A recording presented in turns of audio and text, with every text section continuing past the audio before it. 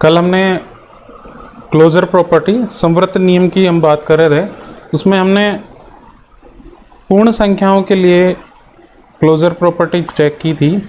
पूर्ण संख्याओं में हमने एडिशन के लिए, सब्ट्रैक्शन के लिए, मल्टीप्लिकेशन के लिए और डिवीज़न के लिए हमने क्लोजर प्रॉपर्टी चेक की थी। आज हम बात करेंगे प्राकृत संख्याओं के लिए। नेचुरल नंबर्स के लिए भी वही चार, पहला एडिशन, दूसरा सब्ट्रैक्शन, तीसरा डिवीज़न और तीसरा मल्टीप्लिकेशन और चौथा डिवीज़न। इन चारों के लिए हम देखते हैं इन चारों संक्रियाओं के लिए प्राकृत संख्याएं संवृत्त नियम का पालन करती हैं या नहीं करती हैं, ये हम चेक करेंगे। पहली बात करते हैं हम एडिशन के लिए। किसकी? पहली बात करते हैं हम एडिशन के लिए। पहली बात करें ऐड के लिए। ऐड करने के लिए हमें क्या करना पड़ेगा कि दो संख्याओं का हम ऐड करें। जैसे ये कोई संख्या a और ये कोई संख्या है b, तो इनसे प्राप्त होने वाला जो प्रोडक्ट है जो c, वो नेचुरल नंबर होता है कि नहीं होता है। कंडीशन क्या है? a और b कैसे होने चाहिए? नेचुरल नंबर होने चाहिए। तो एडिशन के लिए हम बात करेंगे तो हम एक एग्जाम्पल से बात करते हैं। पहला एग्जाम्पल हम लेते हैं, कोई भी दो नेचुरल नंबर आप लीजिए। नेचुरल नंबर कौन सी होती हैं? प्राकृत संख्याएं 1, 2, 3 एंड सो ऑन इन्फिनिटी तक, अनंत तक की संख्याएं नेचुरल नंबर हैं। पहला नेचुरल नंबर मैंने कहा कि 2 है और दूसरा नेचुरल नंबर मैंने कहा 3 है, तो इन दोनों का टोटल हमें मिला 5। तो 5 भी क्या नेचुरल नंबर है क्या? 5 बिलोंग्स टू नेचुरल नंबर। इसका मतलब ये जो 5 है ये किस में? नेचुरल नंबर में बिलोंग कर रहा है। इसका मतलब एडिशन के लिए क्लोजर प्रॉपर्टी क्या होगी? लागू होगी प्राकृत संख्याओं के लिए। प्राकृत संख्याओं के लिए एडिशन के लिए क्लोजर प्रॉपर्टी क्या होगी? लागू होगी। कोई दूसरा एग्जाम्पल भी हम ले सकते हैं।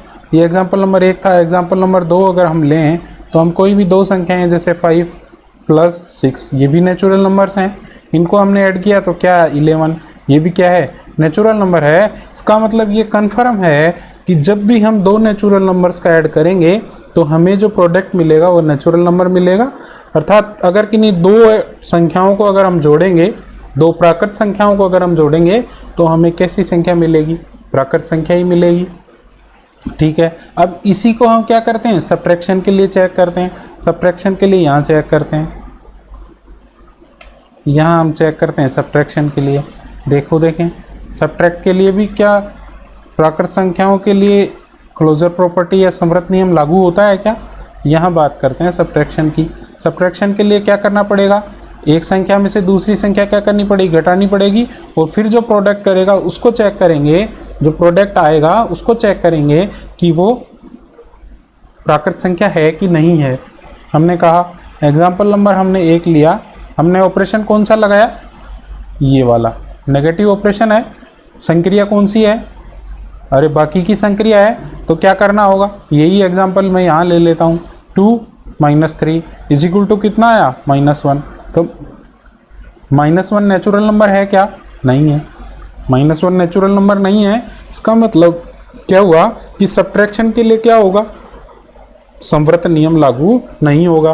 क्यों लागू नहीं होगा? क्योंकि किन्हीं भी दो नेचुरल नंबर्स का या दो प्राकृत संख्याओं का जब हम सब्ट्रैक्ट करेंगे तो वो नेचुरल नंबर आए, ये कोई ज़रूरी नहीं है। अगर हम इधर बड़ी संख्या लेते हैं 6 - 3, एग्जाम्पल नंबर 2 की हम बात करते हैं, तब तो क्या होगा? नेचुरल नंबर आ जाएगा। लेकिन इस कंडीशन के लिए नहीं आ रहा। इसका मतलब क्या हुआ? ये संवृत्त नियम का पूर्ण रूप से पालन नहीं कर रही है। तो हम क्या कहेंगे? हम कहेंगे कि natural number are not closed under subtraction. ठीक है, natural number are not close under subtraction. ठीक है, अब बात करते हैं तीसरी बात किसकी करेंगे? तीसरी बात करेंगे हम मल्टीप्लिकेशंस की।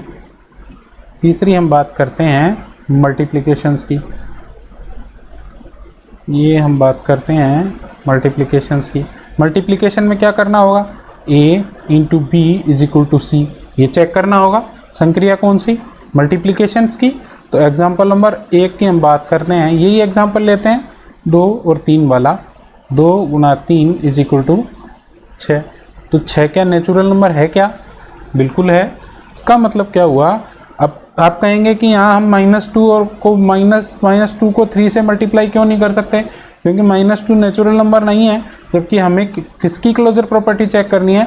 नेचुरल नंबर्स की क्लोजर प्रॉपर्टी चेक करनी है तो ये और ये जो संख्याएं हैं ये कैसी होनी चाहिए, नेचुरल नंबर होनी चाहिए। और इन दोनों के साथ जो भी हम संक्रिया लगाएंगे, चाहे हम प्लस की संक्रिया लगाएं, चाहे हम माइनस की संक्रिया लगाएं, चाहे हम गुणा की संक्रिया लगाएं, इसके बाद जो प्रोडक्ट आएगा उस प्रोडक्ट को हम चेक करेंगे कि वो प्रोडक्ट समवर्त नियम का पालन करता है कि नहीं करता है, अर्थात ये नेचुरल नंबर में बिलोंग करता है कि नहीं करता है। अगर सी, ये जो प्रोडक्ट आया ए को बी से गुणा करने के बाद सी, जैसे 6 आया, नेचुरल नंबर है, इसका मतलब यहाँ क्लोजर प्रॉपर्टी क्या हो गई, लागू हो गई।